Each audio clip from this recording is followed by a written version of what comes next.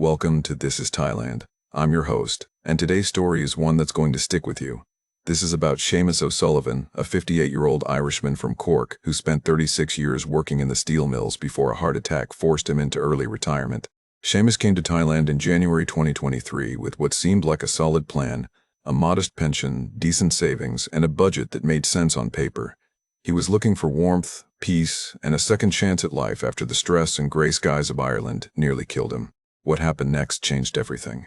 This is a story about how the dream of affordable retirement in paradise can turn into a financial nightmare faster than you'd think, about the hidden costs nobody mentions in the YouTube videos, about loneliness in a foreign country and the price men pay for connection, and about discovering too late that you've made choices you can't undo.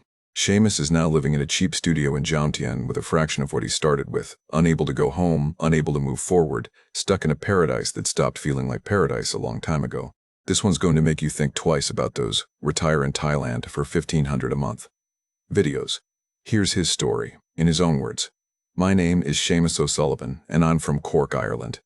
60 years old now, though some days I feel about 80. I spent 36 years in the steel mills, the kind of work that ages you in dog years. 6 a.m. starts, breathing metal dust, the constant clang of machinery that still rings in my ears when it gets quiet. You know the type of job I'm talking about. The kind where you come home with your clothes stiff with sweat and metal shavings, your back screaming, your hands torn up, and you do it all again the next day because that's what you do. That's what men like me did. I never married. There was a girl once, Marie, lovely girl, worked at the post office. We had something going for a while when we were both in our 20s, but the mill took all my time and energy. She wanted commitment, wanted a future. And I kept saying, soon, just need to get through this busy period. She married a solicitor instead. Good-looking fellow with clean hands and a suit. I don't blame her. What could I offer? Overtime shifts and the smell of the foundry on my clothes. So I married the job instead. 36 years of it. Built up a decent pension, €1,800 a month, and managed to save €42,000 through overtime and living frugally. Never had expensive tastes. Pint at the local, football on the telly, that was enough for me. Then in April 2021, while I was hauling a beam across the factory floor, my chest seized up like someone had clamped a vice around my heart. Couldn't breathe. Couldn't think. Just this crushing, terrifying pressure that made me drop to my knees. The lads called an ambulance. I remember lying there on the concrete, staring up at the ceiling of the mill, thinking this is how it ends. This is all there is. I woke up in hospital with tubes coming out of me, and a cardiologist showing me pictures of my arteries on a screen. They looked like corroded pipes, he said. Blocked up, damaged, barely functioning. Said I was lucky to be alive. Said if I'd been alone when it happened, I'd have been dead before the ambulance arrived. They kept me a week, ran tests, put me on a bag full of pills, statins, beta blockers, aspirin, the works. The doctor was a stern woman, didn't mince words. She told me straight, early retirement, lifestyle changes, stress reduction, or the next one would kill me, no negotiation. The mill didn't fight it. I was 56, had the years in, they processed my retirement, and that was that. 36 years over just like that. Recovery was the loneliest thing I'd ever experienced. Sitting in my flat in Cork, rain hammering the windows, bottles of pills lined up on the kitchen counter like little soldiers. GP appointments every week. The constant anxiety that every twinge in my chest was the big one coming back. I'd wake up at 3 a.m. in a cold sweat, heart racing, convinced I was dying. The doctor said it was panic attacks, gave me more pills. The worst part was the emptiness. For 36 years, I'd had a purpose. I was a steel worker. That's who I was. Now, I was just a broken old man with dodgy arteries, sitting in a damp flat, waiting for the next doctor's appointment. My sister would visit once a week, bring me shopping, give me that pitying look that made me want to scream. My mates from the mill didn't know what to say to me. I wasn't one of them anymore. One evening in October 2022, I was at the local having a pint. My one allowed pleasure, doctor's orders, when this young fella next to me started showing me videos on his phone. YouTube stuff. British and Irish fellas living in Thailand, walking along beaches, sitting at outdoor bars with cold beers, smiling in the sunshine. The titles were things like, Retire in Thailand on £1,000 a month, and Why I'll Never Go Back to the UK, and Paradise for Pensioners. I watched, fascinated. These weren't rich men. They were ordinary working blokes like me, just living somewhere warm where their money went further. The algorithm must have learned what I liked because that night, back home, I found myself going down a rabbit hole, video after video. Pattaya, Chiang Mai, Hua Hin, all of them saying the same thing. You can live well in Thailand on $1,500 a month. Good food for €2. Rent for €300. Sunshine every single day. Pretty girls everywhere, friendly people, no stress. I started doing the maths. My pension was €1,800 monthly. That was more than enough, with plenty left over. I had 42,000 in savings, my safety net, built up from a lifetime of overtime and never spending on myself. On paper, I could live in Thailand comfortably for years, probably forever if I was careful. Then Paddy Brennan got in touch. Paddy had worked the mill with me for 15 years before moving to a construction job in Dublin. We'd lost touch, but he found me on Facebook. He'd emigrated to Pattaya 2 years earlier, and his photos looked unreal. Tanned, smiling, sitting on a beach with a beer in hand, looking 10 years younger than when I'd last seen him. "Best decision I ever made, boy," his message said. "Come visit. See for yourself. See for yourself." That's when the idea stopped being a fantasy and started becoming a plan. I spent November and December 22 researching, watching more videos, reading forums, calculating budgets. Rent, 30,000 baht for a decent studio, that's about €800. Food, 15,000 baht if I ate local. Entertainment, 10,000, utilities, 5,000. Total, 60,000 baht monthly, around €1,600. I could do it on my pension alone and not even touch my savings. The Irish winter that year was brutal. Gray, wet, cold, depressing. Every morning I'd wake up in the dark, take my pills, and stare out at the rain. My anxiety was getting worse despite the medication. The flat felt like a tomb. I was 60 kilometers from the sea and couldn't afford to heat the place properly. My savings were just sitting there doing nothing while I slowly rotted in Cork, waiting for my heart to give out. On December 15th, I booked a one-way ticket to Bangkok, leaving January 10th. I told my sister it was for 6 months, maybe a year, just to get some sun and sort out my head. She wasn't happy about it. Warned me about scams, about bar girls, about foreigners getting taken advantage of. I promised her I wasn't that kind of idiot. I wasn't going to Thailand for women or to throw money around. I was going for my health, for the warmth, for a chance to actually live instead of just waiting to die. I genuinely believed Thailand was the second chance my doctor had prescribed when he told me to reduce stress and change my life. I thought I'd found the answer. Warm weather, cheap living, peace and quiet. A place where my pension would let me live with dignity instead of scraping by. A place where I could breathe. I had no idea what was coming, none at all, but I was about to find out. I landed at Suvarnabhumi Airport on January 10, 2023, just after midnight. The moment I stepped off the plane into that jetway, the heat hit me like opening an oven door. Warm, thick, humid air that made my shirt stick to my back immediately. After 2 years of Irish winter, after 2 years of gray skies and cold that seeped into your bones, that heat felt like a blessing. The airport was massive, gleaming, modern, signs in Thai script that looked like beautiful alien writing. The immigration queue moved slowly, full of backpackers and Chinese tour groups and Western men my age, with that same hopeful look I probably had on my face. When I handed over my passport, the immigration officer barely glanced at me, stamped it, and waved me through. 30 days. I'd figure out the visa situation later. I'd pre-booked a taxi through the airport service, 800 baht to On Nut, which was about €22. The driver didn't speak English, just showed me the fare on his phone and nodded. We drove through Bangkok in the dead of night, elevated highways lit up orange, massive billboards in Thai, the sprawl of the city going on forever. Nothing like Cork, nothing like anything I'd ever seen.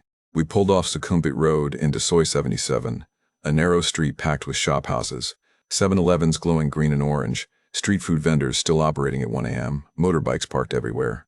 The driver stopped outside a tired-looking 5-story building. This was it, my new home. The studio was on the 3rd floor, no lift. I hauled my suitcase up the narrow stairs, sweating buckets by the time I reached the door. The room was exactly as advertised, basic but clean, maybe 25 square meters total. Single bed, small desk, wardrobe, tiny bathroom with a squat toilet and a shower head mounted on the wall. One window looking out at the building next door about 3 meters away. A fan on the ceiling, already spinning slowly, 28,000 baht monthly, €780. Exactly what I'd budgeted. I dropped my suitcase, lay on the bed, and listened to the sounds of Bangkok through the thin walls. Motorbikes revving, someone's TV playing Thai soap opera, dogs barking, the hum of aircon units from other rooms. The general buzz of a city that never properly sleeps. I should have been anxious. Instead, I felt something I hadn't felt in 2 years, possibility. The first 3 months in Bangkok were the best I'd had since before the heart attack, maybe the best I'd had in a decade. My daily routine became a kind of meditation. Wake around 7 when the heat started building. The studio had no aircon, just the ceiling fan, so by 8 a.m. it was already pushing 30 degrees in the room. I'd shower cold water only, which felt amazing in the heat, pull on shorts and a t-shirt, and head down to the swa. There was a street vendor at the corner who sold kanam and coffee from a cart. She was maybe 60, Didn't speak a word of English, but she smiled every morning and knew my order after 3 days. 1 coffee, 2 coconut pancake things, 25 baht total, less than €1 for breakfast. I'd sit on a plastic stool, watching Bangkok wake up, sipping coffee that was too sweet and thick but somehow perfect. Then I'd walk. Bangkok's not really built for walking the heat, the broken pavements, the constant dodging of motorbikes, but I loved it anyway.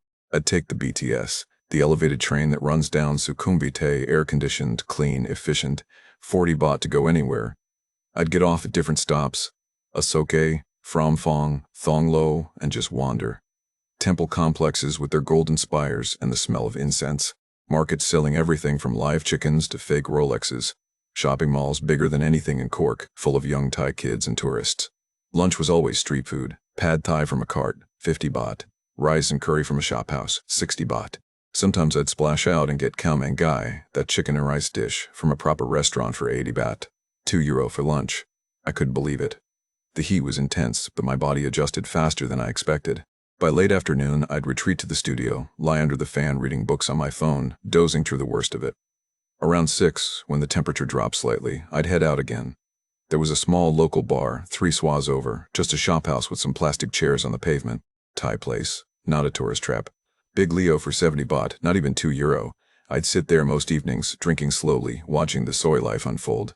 Old Thai men playing cards, street vendors setting up for the dinner rush, kids playing football in the street, everyone moving around me like I was invisible in the best possible way. I got my prescriptions refilled at a pharmacy near On Nut BTS. The pharmacist spoke decent English, knew exactly what I needed from the Irish labels. The whole lot: statins, beta blockers, aspirin cost me 2,800 baht. In Ireland, even with the medical card, I'd have paid 3 times that. I walked out of that pharmacy feeling like I'd beaten the system. My anxiety melted away in the Bangkok heat. The constant dread I'd lived with in Cork, the waiting for the next heart attack, the suffocating emptiness of retirement, it just evaporated. I slept through the night for the first time in 2 years. Properly slept, no 3 a.m. panic attacks, no waking up convinced I was dying. The doctor had been right, the stress had been killing me. Here, there was no stress. Just heat and street food and the beautiful chaos of a city that didn't care who I was or what I'd been. I found a British-run cafe near Ekamai that did proper coffee and English breakfast if I was feeling homesick. 350 baht for the full Irish eggs, sausage, beans, black pudding, toast. Expensive by Thai standards, but still cheaper than Cork, and it tasted like home. I'd go once a week, read the Bangkok Post, feel civilized. There were other expats around. You couldn't miss them, pale guys in their 50s and 60s, sitting at the same cafes, the same bars, all with that same slightly lost look. Some were friendly, most kept to themselves. I met a Scottish fella named Gordon at the British Cafe, retired teacher, been in Bangkok 8 years. He showed me some tricks: where to buy decent cheese, which hospitals were good if you needed them, how to do the visa extension yourself instead of paying an agent. I kept meticulous track of my spending the first 2 months. Had a spreadsheet on my phone, logging everything. Rent, 28,000. Food, about 12,000 if I ate mostly Thai. Entertainment, 8,000 for beers and the occasional Western meal. Utilities, 3,000. Phone and internet, 800. Transport, 2,000 for BTS and taxis. Total, around 54,000 baht monthly. That was €1,450. I was under budget. My pension came in at 62,000 baht after the bank transfer fees. I was actually saving money. 8,000 baht monthly going back into savings. The math worked. Everything was working. Paddy came up from Pattaya in March to visit. He looked exactly like his photos: tanned, relaxed, wearing shorts and a Chang beer t-shirt like a uniform. We met at an Irish pub in Sukhumvit, proper Guinness, for 280 baht a pint. Expensive, but worth it to catch up. "Look at you, boy," he said, grinning. 2 months in, and you're already looking 10 years younger. He was right.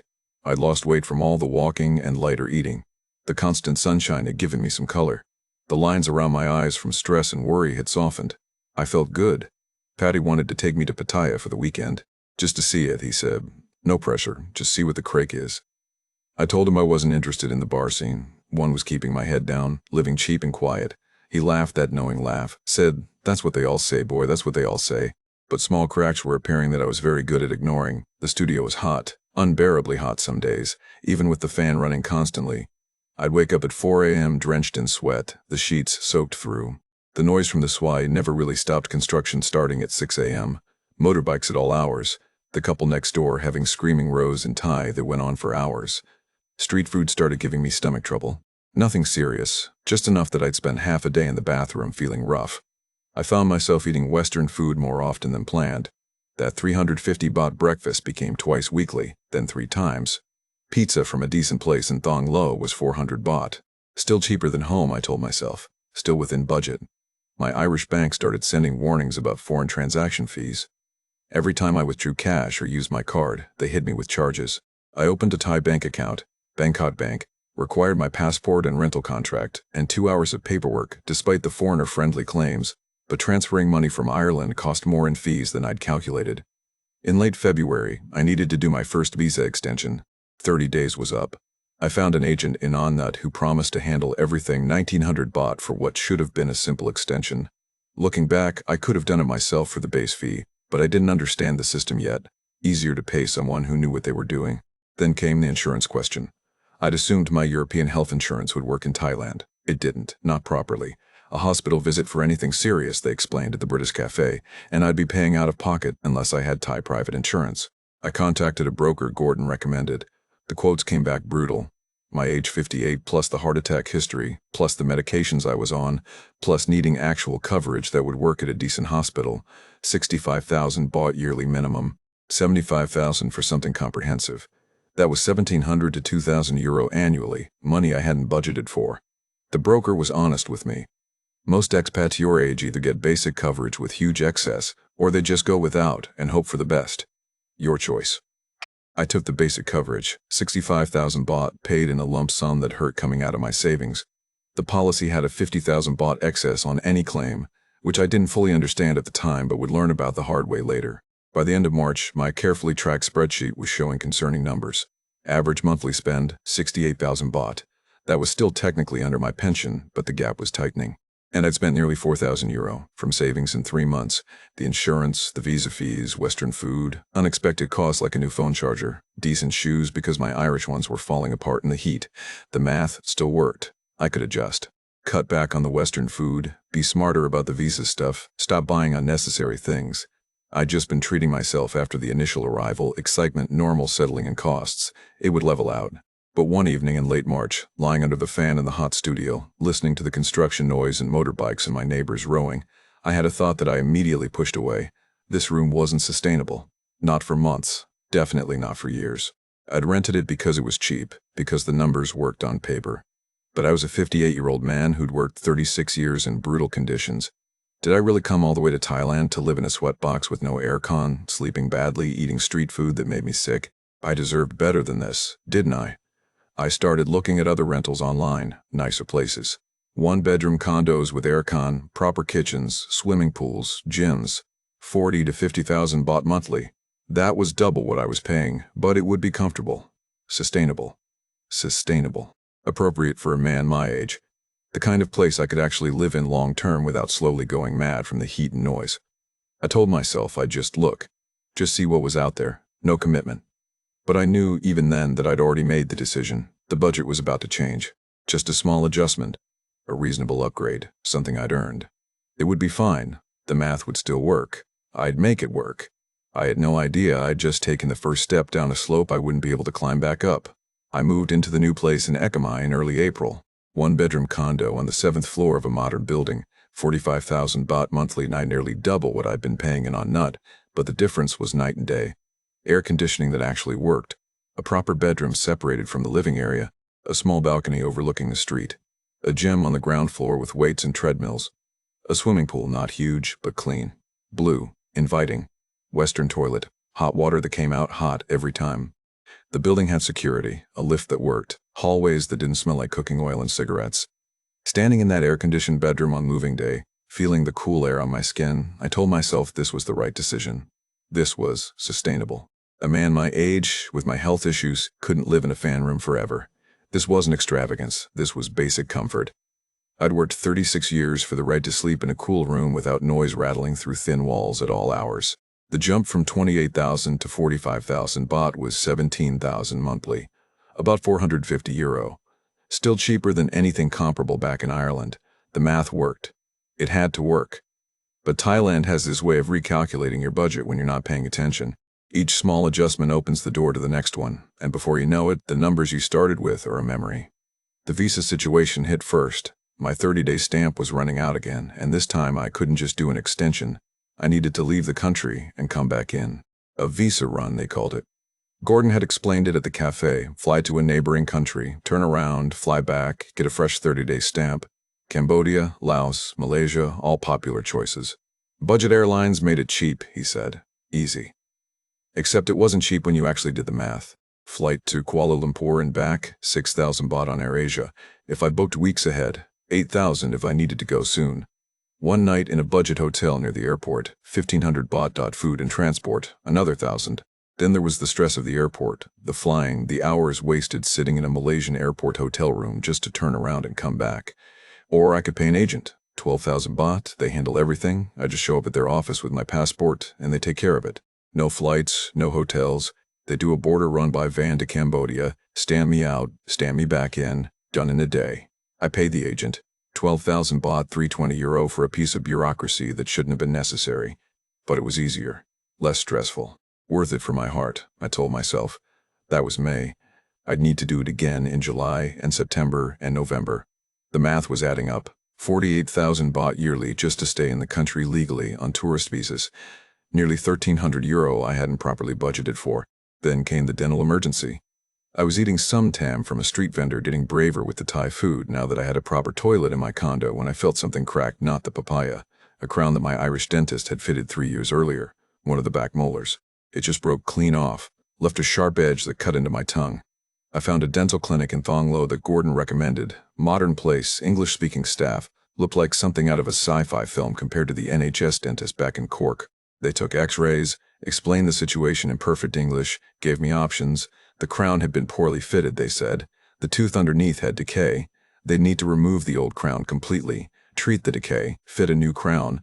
Proper job, done right, 42,000 baht. I nearly fell out of the chair. That was €1,100, more than half my monthly pension. But what choice did I have?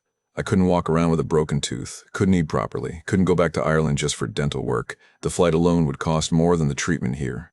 I paid 42,000 baht straight out of savings, watched my safety net get thinner. The dentist was brilliant, I'll give them that.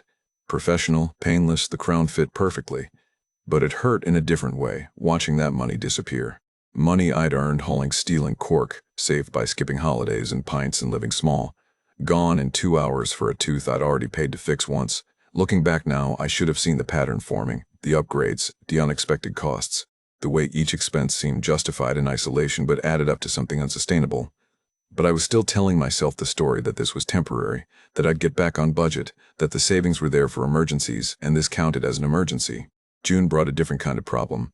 The aircon in my bedroom started making a grinding noise, then barely cooling, then stopped working altogether. The repair guy came, looked at it, shook his head. "Too old," he said. "Need new one." I called the landlord. She was sympathetic but firm. The condo came with working aircon when I moved in. It worked then, not her problem if it breaks now. If I wanted it fixed, that was on me. A new unit installed, 18,000 baht. Another €500 from savings. I could have fought it. Could have moved to a different condo. Found a landlord who'd take responsibility. But moving meant deposit, agent fees, the hassle of packing everything up, maybe ending up somewhere worse. Easier to just pay and get it sorted. Keep the peace. Keep the comfort I just paid extra for. By the end of June, I dipped €5,000 from my savings in 6 months. Started with 42,000, now down to 37,000. Not catastrophic, but the trajectory was wrong. I was supposed to be living on my pension, using savings only for real emergencies. Instead, I was nibbling away at it monthly. I started tracking my spending again, properly this time. The numbers were uncomfortable to look at. Rent, 45,000 baht, up from 28,000. Food, not the 12,000 I'd budgeted, more like 18,000. The Western food habit had gotten worse. Full Irish twice a week at 350 baht each. Pizza on Fridays. Proper coffee instead of the sweet Thai stuff. Cheese, bread, ham, from Villa Market.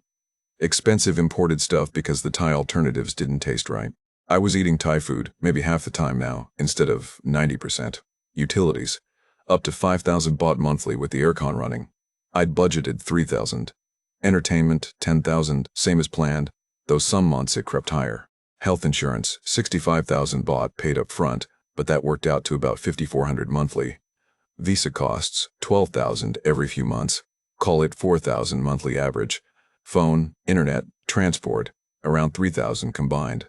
Total average monthly spend, 85,000 baht. That was 2,300 euro, 400 more than my pension. I was burning through 23,000 baht of savings every month just living normally. At that rate, my 37,000 euro would last maybe 18 months. Then what? I told myself I'd cut back. The Western food was the obvious target. I'd get serious about eating Thai, properly Thai, the way locals did. Save 10,000 baht monthly there. Maybe find a cheaper condo when my lease was up. Back down to 35,000. Stop using the visa agents. Do it myself. I could get back to 60,000 baht monthly, live within my pension, stop the bleeding. But I didn't. Because here's what I've learned about lifestyle creep. It's easy going up, almost impossible going back down. Once you've slept in air conditioning, the fan room feels unbearable. Once you've had a proper coffee and a full Irish breakfast, going back to street food for every meal feels like punishment. You tell yourself you've earned these small comforts, and maybe you have, but the math doesn't care what you've earned. Then in late June, I did something monumentally stupid. I bought a motorbike. There was a guy in my building, Norwegian fella named Eric, selling his Honda Click. He was heading back to Oslo, needed it gone quick. 35,000 baht, about 950 euro, silver, a few years old, ran fine, he said. Would save me a fortune on taxis and Grab, he said. I'd never ridden a motorbike in my life. In Cork, I'd driven a car, but never anything on two wheels. But everyone in Bangkok rode motorbikes. Old Thai ladies, teenagers, Farangs older than me. How hard could it be? Eric showed me the basics in the building car park. Throttle, brake, balance. 15 minutes of instruction, then he handed me the keys and the green book. One handed him 35,000 baht cash, and suddenly I owned a motorbike. I practiced in the car park for a day, then on quiet swa early in the morning. Within a week, I was riding to the British Cafe for breakfast, feeling like I'd cracked some secret code of Bangkok life. No more waiting for taxis, no more negotiating with motorbike taxi guys. Just me and the click, weaving through traffic like I belonged here. The bike did save money at first. No more 40 baht BTS trips, no more 150 baht Grab rides. Petrol was cheap, 200 baht filled the tank, and lasted a week. I felt independent, mobile. Younger somehow, riding through Bangkok with the warm wind in my face. Looking back, that motorbike was a metaphor for every decision I was making. It seemed like it would save money. It gave me a feeling of freedom and control, and it was going to cost me far more than I could have imagined. I'd had the bike 2 weeks when it happened. I was riding through Ekamai, heading to Villa Market for groceries, navigating an intersection I'd been through a dozen times before. The light was green. I accelerated. A taxi coming from my right ran their red light, not fast but not stopping either, and suddenly there wasn't space, and I was clipping their front bumper and going down. The bike hit the asphalt first, then me. I slid maybe 3 meters on my side, the road scraping through my t-shirt, my shorts, taking skin off my elbow and hip and thigh. The helmet saved my head, but my shoulder hit hard enough that I saw stars. Thai people stopped, topped me up. The taxi driver was yelling in Thai, angry or scared, I couldn't tell. My bike was on its side, engine still running, mirror broken, plastics cracked. I was bleeding from half a dozen places, my shoulder screaming, but I could stand, could move everything, nothing broken. Someone called an ambulance. I tried to say I was fine, didn't need it, but they insisted. The ambulance took me to Samativ J Hospital, the big private one, because that's where foreigners with insurance go. The hospital was incredible. Clean, modern, staff speaking perfect English, everything efficient and professional. They cleaned my wounds, took x-rays of my shoulder, gave me antibiotics and painkillers, bandaged me up. Road rash, they said. Bruised shoulder, no break. Lucky man. Come back in a week to check the wounds. Then came the bill. 47,000 baht. I had insurance, I told them. They checked my policy number, made some calls, came back with a different number, 47,000 baht. My insurance covered the bill, yes, but I had a 50,000 baht excess, meaning I paid the first 50,000 of any claim. This bill was under that threshold. Insurance paid nothing. 47,000 baht at 1270 euro, gone. Just like that. The taxi driver was still outside when I came out, now with the police. He wanted 15,000 baht for damages to his taxi. The police said this was normal. Better to settle now, avoid problems. I was a foreigner on a motorbike with no Thai license, technically illegal, they explained. Could be more expensive if we made it official. I paid him the 15,000, another 400 euro, 62,000 baht total, 1,670 euro. 2 weeks of owning a motorbike that was supposed to save me money. I rode the bike home, my shoulder throbbing, road rash burning under the bandages, feeling every bump in the road. Parked it in the building car park and didn't touch it for a month. Eventually sold it for 20,000 baht to a backpacker, took a 15,000 baht loss on top of everything else. That night, lying in my air-conditioned bedroom with painkillers wearing off and wounds stinging, I checked my savings account, down to 34,000 euro. I'd arrived in Thailand 6 months earlier with 42,000. 8,000 euro gone. More than I'd planned to spend in 2 years, burned through in half a year. I could still make this work, I told myself. It was just a rough patch. The accident was bad luck, not a pattern. The dental emergency was a one-off. I'd get back on budget. Be smarter, more disciplined.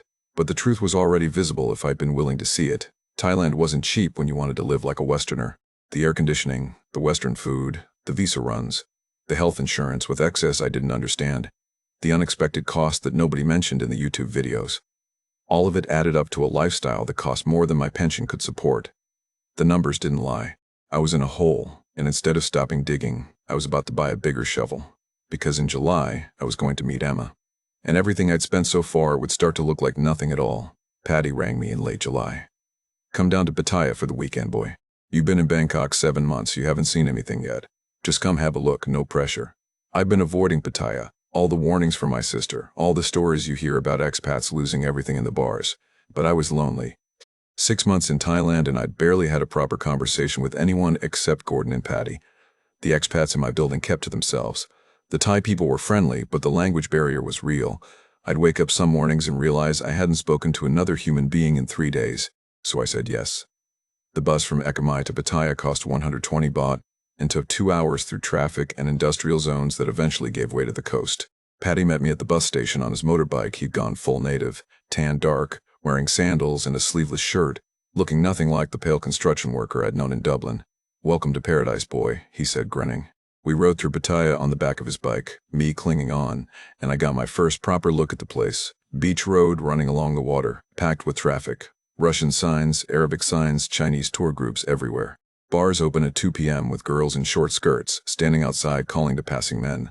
The smell of grilled seafood and gasoline, and something sweet I couldn't identify. That first night, Patty took me to Walking Street. If you've never been, it's hard to explain. Neon everywhere, music thumping from every doorway. Bars stacked 3 stories high with girls dancing on stages visible from the street. Go-go clubs, beer bars, massage parlors, restaurants, all crammed together in this pedestrian street that feels like someone's fever dream of sin and commerce. "Just have a look," Patty said. "You don't have to do anything, just see what's here." We walked the length of it. Girls grabbed my arm, tried to pull me into bars. "Hello, handsome. Come inside. I take care of you." I felt simultaneously fascinated and repelled. This was everything my sister had warned me about, everything the YouTube videos never showed. After an hour, I'd had enough. "Can we go somewhere quieter?" I asked Patty. He laughed. "Yeah," I figured. "Walking Street's not for everyone. Come on, I know a place." We ended up at an Irish pub off the main strip. Quieter, older crowd, wooden furniture instead of neon plastic, Guinness on tap. It felt almost normal. Almost like a pub back home. If you ignored the Thai girls working behind the bar and the tropical heat outside, that's where I met her. Her name was Emma. At least, that's what she told me. I'd learn later her real name was Nataya, and Emma was just her bar name, easier for foreigners to remember. But that first night, she was just Emma, 34 years old, from Buriram, working behind the bar.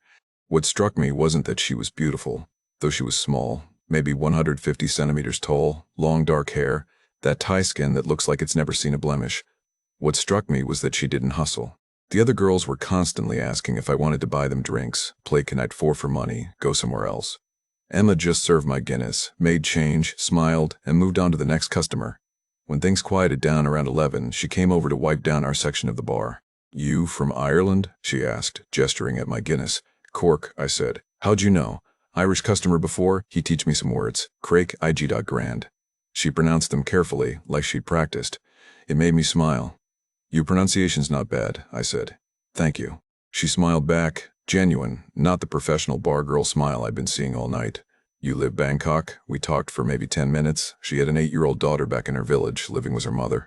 Came to Pattaya for work because there was nothing in Buriram except rice farms. Sent money home every month for school fees and food. The story probably should have been a red flag. It's the story every bar girl tells, but the way she told it felt different. Quiet, matter of fact, not looking for sympathy or money. When closing time came, she didn't ask for a drink or suggest going somewhere. Just said goodnight, see you next time maybe, and started cleaning up.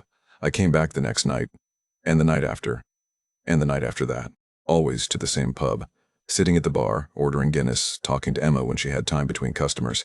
I learned she was divorced, that her ex-husband drank too much and hit her, that she left him 3 years ago and hadn't seen him since, that her daughter's name was Ploy and she was smart, top of her class, that Emma's dream was to save enough money to open a small restaurant in Buriram so she could move home and be with her daughter full-time.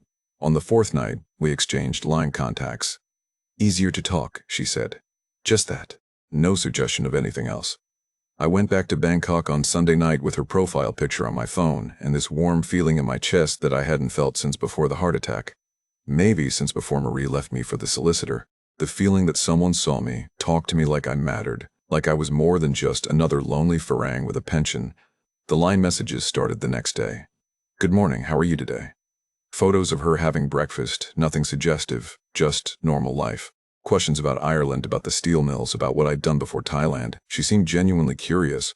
Wanted to know what snow felt like, if I'd ever seen a castle, what Irish food was like.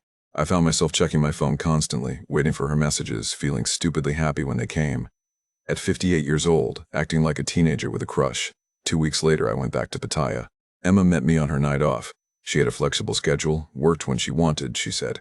We had dinner at a normal restaurant, not a bar, Thai food, but she helped me order, explained what everything was.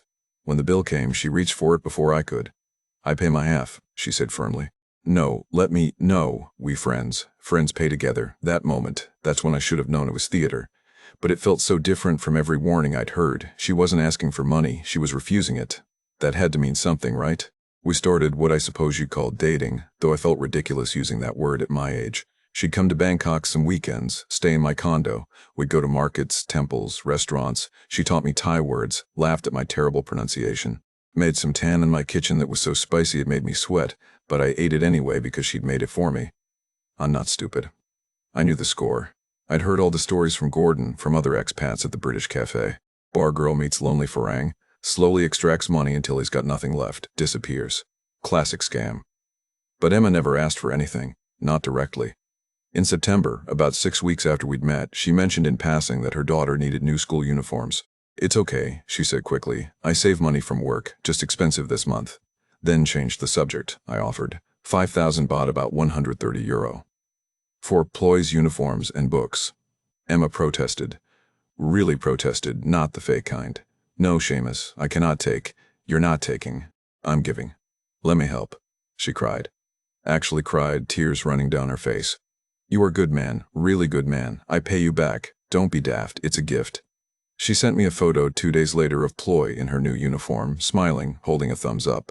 The message said, she very happy. Thank you so much. You are like uncle for her. Uncle Seamus, the name stuck. It made me feel part of something, like I mattered to someone. Looking back now, that was the first payment of what I'd eventually come to understand as the loneliness tax. Not a scam, exactly. More like a transaction where both sides knew the real currency but pretended otherwise. October brought more requests, each one seeming reasonable in isolation. Her motorbike broke down, needed 15,000 baht to fix. She couldn't get to work without it, couldn't make money. I paid. Her rent was late landlord threatening to kick her out, 10,000 baht. I paid. Each time she protested, each time she promised to pay me back, each time I said it was fine, don't worry about it. The money started adding up, 5 here, 10 there, 15 the next time. I was tracking it in my head but not admitting what it meant. 30,000 baht over 2 months. €800. More than half my monthly pension handed over for uniforms and motorbikes and rent. But she was there. When I woke up anxious at 3 a.m., heart racing, convinced this was the big one coming for me, she'd hold my hand, tell me to breathe slow, remind me to take my pills. When my shoulders still ached from the motorbike accident, she'd massage it with Thai oil that smelled like menthol and helped more than the painkillers. She cooked for me, cleaned my condo without being asked, made me feel like someone cared if I lived or died. That was worth something, wasn't it? By October, Emma was staying in my condo most nights. The place in Ekamai was fine for me alone, but it felt cramped with two. She needed space for her things. I wanted her to be comfortable. I found a bigger place in Frakanau.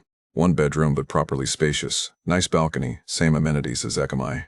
60,000 baht, monthly. That was €1,600, nearly my entire pension just for rent. But it felt like a real home with Emma there, like I was building something instead of just existing. I started giving her 15,000 baht monthly. For ploy, I said, so you don't have to work bar shifts anymore. She protested. Of course she protested, but I insisted. I wanted her out of that bar. Wanted her to be mine, even though I didn't say it that way, even though we both maintained the fiction that this was just helping a friend. 15,000 monthly support. Weekend trips to Hua Hin, Koh Samet, Ayutthaya, 20 to 30,000 baht each time for hotels, food, transport, the bigger condo. My budget had exploded to 120,000 baht monthly. That was 3,200 euro, nearly double my pension. I was burning through 40 to 50,000 baht of savings every month. Over 1,000 euro monthly, just watching my safety net disintegrate. But I wasn't alone anymore. Then came November and the second motorbike accident. I know, I'd sold the bike after the first crash. But I bought another one, a different Honda Click, this time for 25,000 baht from a Thai guy in my building. I convinced myself the first accident was bad luck, that I was more careful now, that I needed the mobility. I was riding to meet Emma for lunch when a young kid on a scooter clipped me at an intersection in Frau Kanong. Not his fault, I'd misjudged the gap, accelerated when I should have waited. Went down hard, road rash on the same hip as before, same shoulder, like my body had a memory for impact. This time the bill at Samadevage was 47,000 baht. Same excess issue, insurance paid nothing. The other driver wanted 15,000 for his damaged scooter. 62,000 baht total. 1,660 euro in an afternoon. But Emma came to the hospital, dropped everything, took a taxi from Phra Kanong, sat with me for 4 hours while they cleaned the wounds and did x-rays. Held my hand, cried because I was hurt, kept saying, "You must be more careful, I worry about you." In that moment, lying on a hospital bed, road rash burning, shoulder throbbing, with this woman half my age holding my hand and genuinely worried about me in that moment, I felt like every baht was worth it. Someone cared, someone would miss me if I died. That's what I'd been paying for all along. I checked my savings account in December, sitting in the big Phra Kanong condo while Emma slept in the bedroom, down to 34,000 euro from the 42 I'd started with, 8,000 gone in 11 months. I'd planned to make that last 2 years at least. At this rate, I had maybe 18 months left before I was living on pension alone, and my pension didn't cover my current lifestyle. The math was screaming at me. I was drowning. But Emma sent me a photo that same week of ploy wearing the school uniform I paid for, holding a Christmas card that said "Thank you, Uncle Seamus" in careful English letters. I told myself this was what money was for, not to sit in an Irish bank account gathering dust while I rotted alone. Money was for connection, for purpose, for making someone's life better, for not being invisible anymore. I told myself I was investing in happiness, building something, that you can't take it with you, so why not spend it on the only person who made me feel alive? I told myself a lot of things, and I believed every single one of them. Because the alternative, admitting I was paying a woman to pretend to care about me, that this was all just commerce dressed up as companionship, that was unbearable. Better to believe the comfortable lie than face the uncomfortable truth. That's what loneliness does to you. Makes you willing to pay any price for the feeling of mattering to someone. And I was about to learn just how high that price could go. The new year started with what felt like hope, but was actually the beginning of the end. Emma came to stay for a week in early January. We celebrated New Year together on the balcony of the Phra Kanong condo, watching fireworks over Bangkok, drinking cheap champagne from Villa Market. She kissed me at midnight and said, "This year will be good for us." I believed her. Then 2 days later she got a line message that made her face go pale. Her mother had been to the hospital in Bariram diabetes, the doctor said. Bad enough that she needed regular medication and monitoring. The hospital bill was 12,000 baht, but the ongoing medication would cost another 28,000 baht for a 3-month supply. Emma showed me the paperwork. It looked legitimate hospital letterhead, doctor's signature, prescription with Thai script I couldn't read but medication names I recognized. Metformin, glipizide, actual diabetes drugs, 40,000 baht total, just over 1,000 euro. "I don't know what to do," Emma said, genuinely distressed. Crying, not the manipulative kind, but the exhausted kind. "My mother worked so hard all her life, now she's sick and I cannot help her." I transferred the money that same day. What else could I do? Let her mother suffer. This was why I had savings. For emergencies. This counted as an emergency. Looking back now, I wonder if the paperwork was real or just expertly fabricated. But in the moment, with Emma crying in my arms, it didn't occur to me to question it. February brought the next crisis. Emma's brother, I'd never met him, never even seen a photo, had his motorbike repossessed. He needed it for work, delivering food in Buriram. Without it, no income. The family couldn't afford to lose another earner, not with Emma's mother now sick. Could I loan them 20,000 baht? He'd pay it back, Emma promised. Within 3 months, definitely. He was good for it. I transferred 20,000 baht, 530 euro. Still told myself these were loans, even though I knew I'd never see that money again. Then March. Ploy needed dental work. A cavity that had gotten infected, required a root canal, and crown, 25,000 baht. The urgency was real. Emma showed me photos of Ploy's swollen face, the child clearly in pain. I paid. Of course I paid. What kind of man lets a child suffer because of money? 85,000 baht in 3 months. 2,200 euro. More than my entire pension, pulled straight from my dwindling savings. My Irish account was down to 26,000 euro. I burned through 16,000 in 15 months. At this rate, I had maybe 14 months left before I hit zero. I lay awake at night doing calculations. If I cut Emma's monthly support from 15,000 to 10,000, that would save 60,000 baht yearly. If we stopped the weekend trips, another 120,000 yearly. If I moved to a cheaper condo, but I never had those conversations, because every time I planned to bring up money, something would happen. Emma would show up with home-cooked massaman curry, my favorite, made from scratch, or she'd send me a video of Ploy singing Danny Boy. Emma had taught her daughter an Irish song for me, the child's voice sweet and careful with the English words. How do you tell someone to stop being thoughtful? How do you put a price on feeling loved? Then in mid-February, I ran into Paddy at a bar in Sukhumvit. He was in Bangkok for a visa run, suggested we catch up over beers. We met at an Irish pub in Soi 11, ordered Guinness, talked about football and the heat and how Thailand had changed us. After the third pint, Paddy leaned in. I need to tell you something, boy, about Emma. My stomach dropped. I saw her in Pattaya 3 nights ago, at the same pub where you met her. She was working, Seamus, serving drinks, talking to customers, and I saw her leave with a German fellow around midnight. The Guinness turned sour in my mouth. You're wrong, I said. She quit that job months ago. She doesn't work there anymore. Paddy looked at me with something like pity. I'm not wrong, boy. I was there. I saw her. You're mistaken, or you're jealous. You've never liked that I found someone. Jesus, Seamus, I'm trying to help you. I've seen this play out a dozen times. She's working you. I left. Paid for my beers and left Paddy sitting there. Sent Emma a message online. Paddy says he saw you working at the pub in Pattaya. Tell me he's wrong. Her response came 20 minutes later. A voice message, not text. She was crying. Seamus, I so sorry I not tell you. My friend, she owned the bar. She asked me help 3 night because her staff's sick. I only serve drink, nothing else. That man Paddy, see, he asked me where is ATM. I show him. Then I go back to work. I not do anything bad. You believe me, right? You trust me. I wanted to believe her, needed to believe her. The alternative was admitting that Paddy was right, that every other expat who'd warned me was right, that I was the fool my sister said I'd become. So I believed her, or pretended to, sent back, of course I trust you. Paddy was wrong. I'm sorry, I asked. But something had shifted. A seed of doubt planted, taking root. I started checking her line status more obsessively. Last seen, 2004-7 a.m. Last seen, 3005 a.m. Why was she awake so late on nights she wasn't with me? Who was she talking to? My savings account dipped below 20,000 euro in late March. For the first time in my adult life, I had less than 20,000 in the bank. I built that safety net over 36 years of hard work, and I'd burned through half of it in 15 months. I sat on the balcony of the 60,000 baht condo, watching Bangkok's traffic, doing the math that I'd been avoiding. Current burn rate, 50 to 60,000 baht monthly from savings. Account balance, roughly 760,000 baht. Time until broke, 12 to 15 months.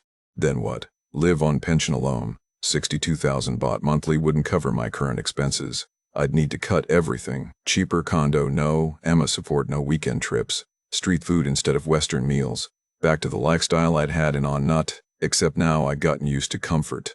I needed to have a conversation with Emma about money, about cutting back, about the fact that I was running out.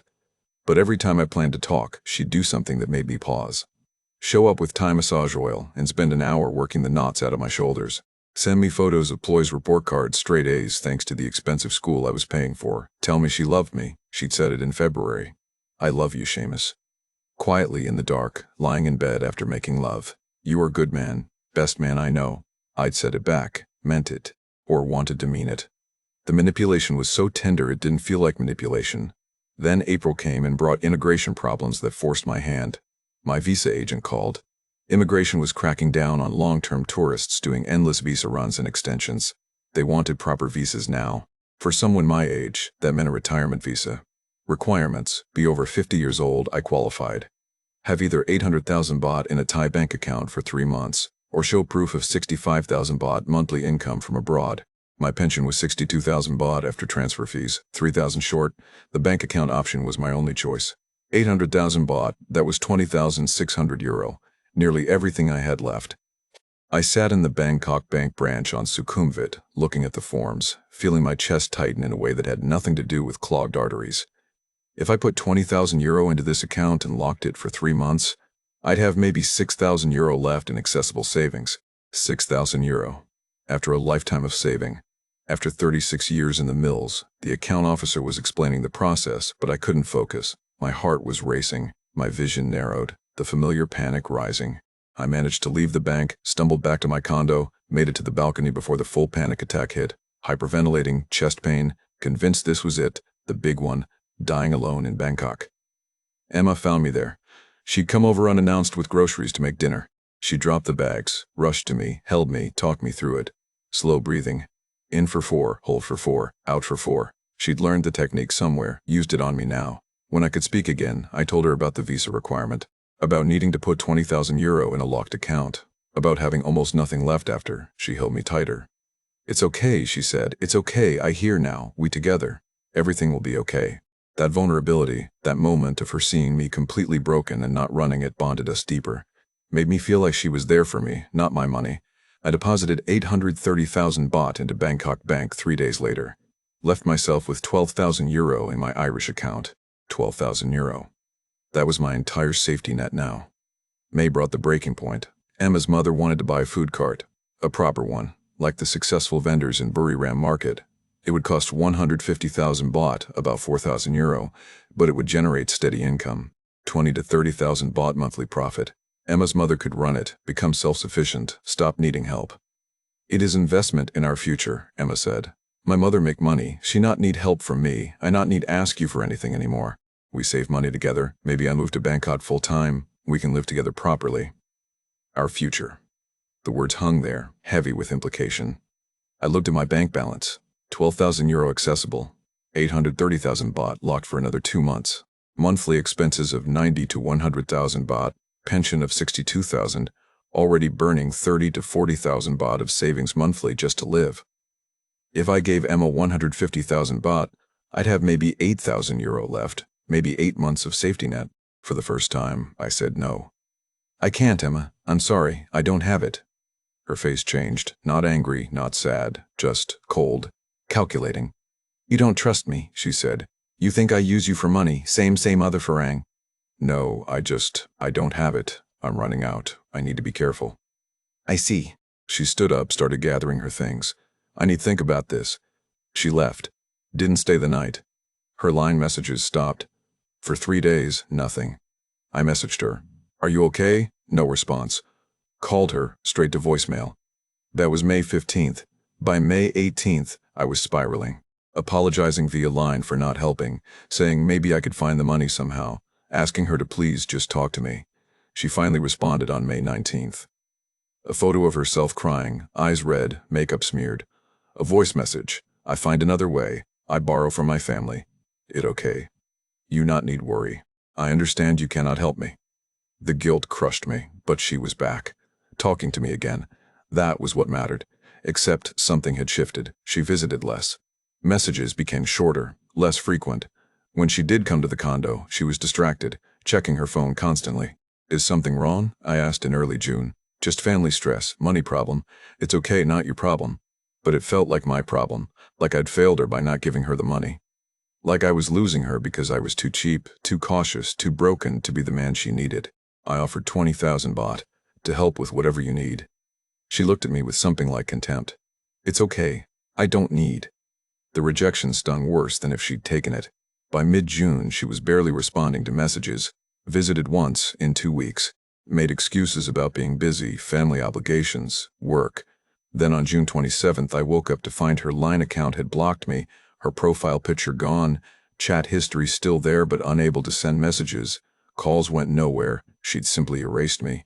I sat in the 60,000 baht condo that I'd rented for us, looking at 18 months of Line messages, photos of ploy, voice messages saying, I love you, and realized I'd spent roughly 16,000 euro on a woman who'd vanished the moment my wallet got light.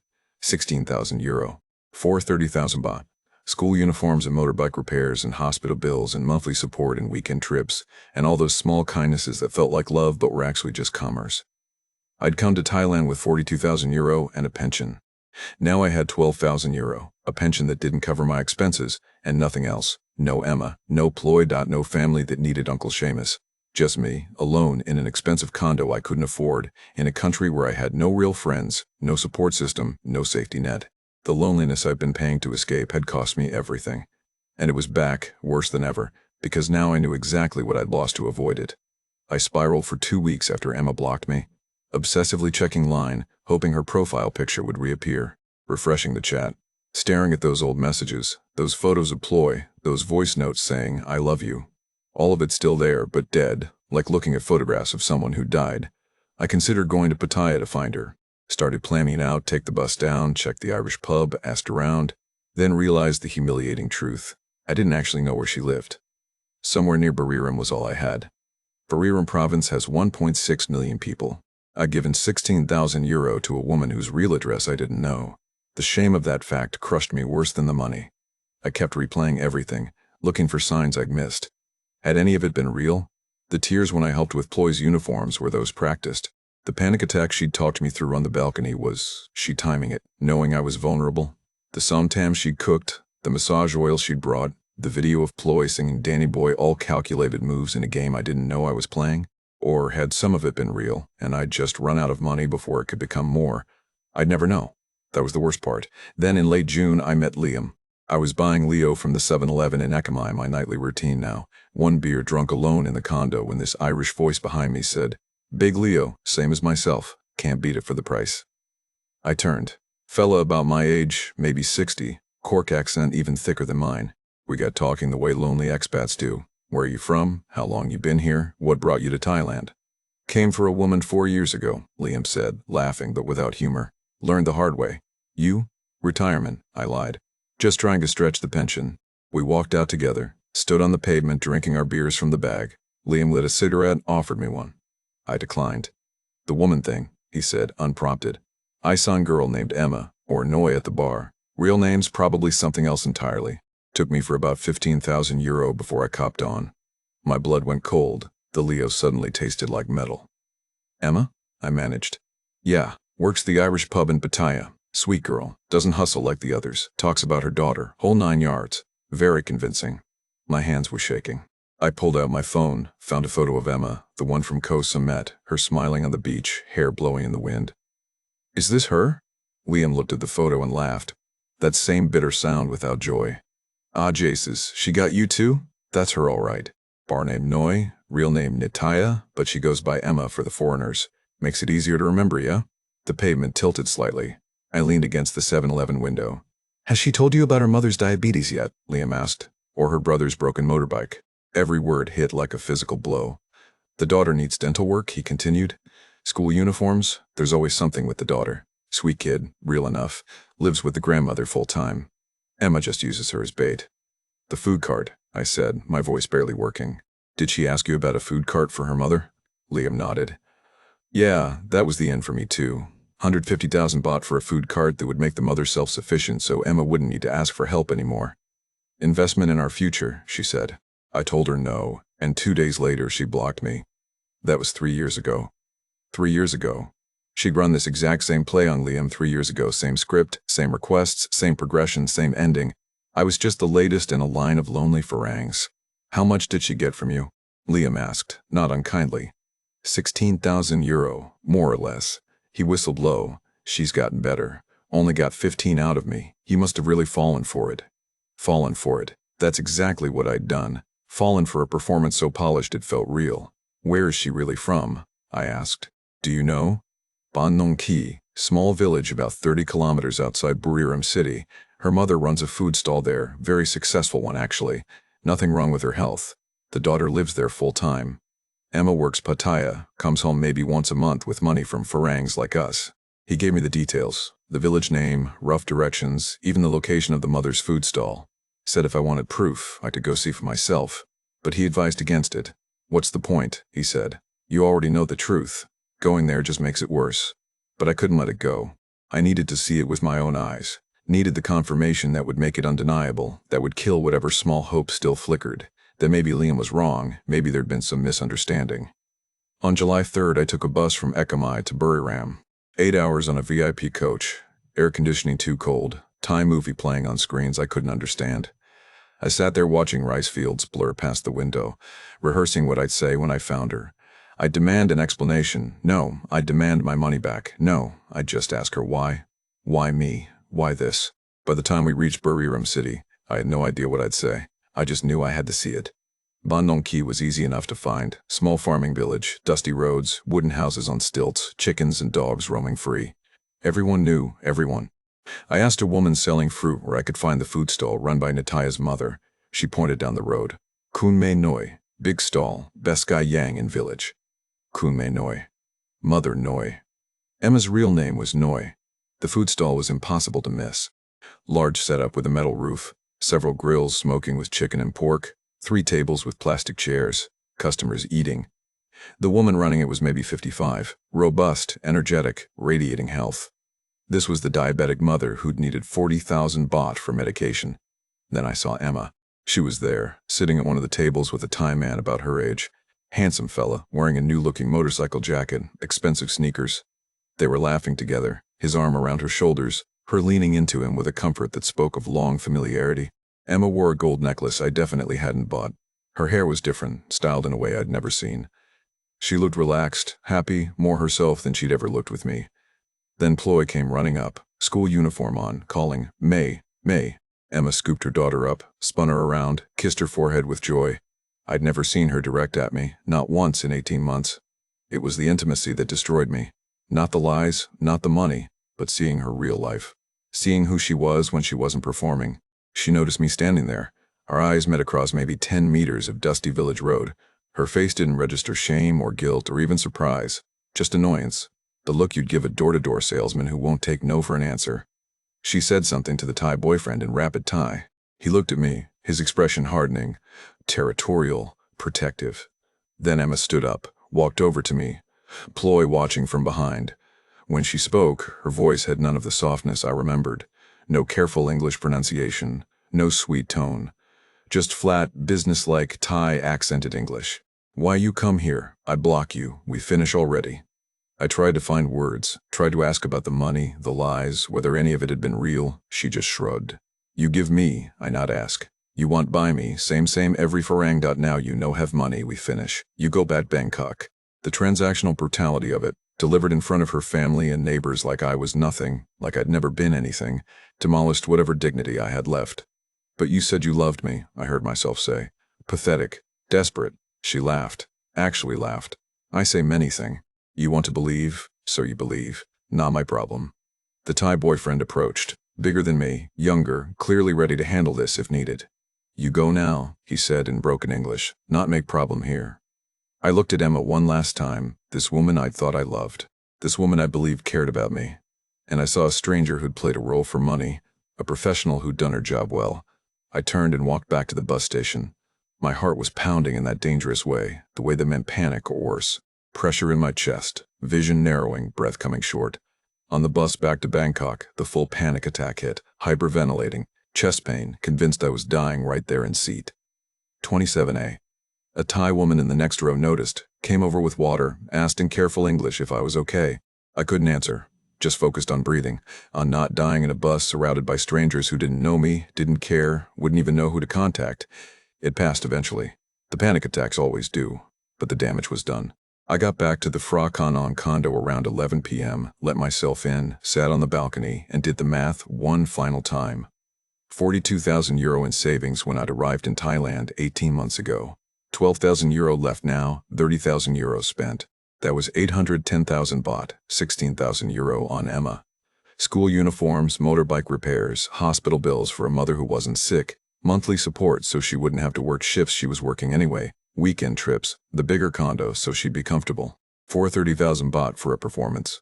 14,000 euro on lifestyle inflation. The nicer condos, Western food, motorbike accidents, dental work, visa agents, all the small upgrades that seemed reasonable in isolation but added up to unsustainable. 830,000 baht locked in Bangkok Bank for my retirement visa, inaccessible for another 2 months. 62,000 baht monthly pension, 90,000 baht minimum monthly expenses. I was burning 28,000 baht of savings every month just to stay alive. At that rate, with 12,000 euro left, I had maybe 14 months before I hit zero. 14 months until I was completely broke in a foreign country where I didn't speak the language, had no real friends, no support system, no way home. The expat forums had a term for this. They called it being stuck. Too broke to leave Thailand. A flight home plus setup costs in Ireland would consume what little savings I had left. Too broke to live properly in Thailand, couldn't afford the 60,000 baht condo much longer, couldn't afford to keep eating Western food, couldn't afford another emergency. Too proud to admit defeat to family back home who'd told me this would happen. I sat on that balcony until 3 a.m., watching Bangkok's lights, feeling the warm night air, and understanding with perfect clarity that I'd destroyed my own life. Not Emma. She'd just accelerated the process. The real destruction was mine. Coming to Thailand with a working-class pension and modest savings, believing the YouTube fantasy of paradise on a budget. Upgrading my lifestyle because I felt I deserved it. Paying the loneliness tax because I couldn't face being alone. Every decision had seemed reasonable at the time. Every expense justified, every compromise small. But they'd added up to this, 60 years old, broke, stuck in a country I'd come to for a second chance, having burned through my only chance at a dignified retirement. The anxiety I'd come to Thailand to escape was worse than ever. The loneliness I'd paid to avoid had returned with compound interest. The peace I'd sought was further away than when I'd started. And there was no way back. Compacting our conversations so we can keep chatting,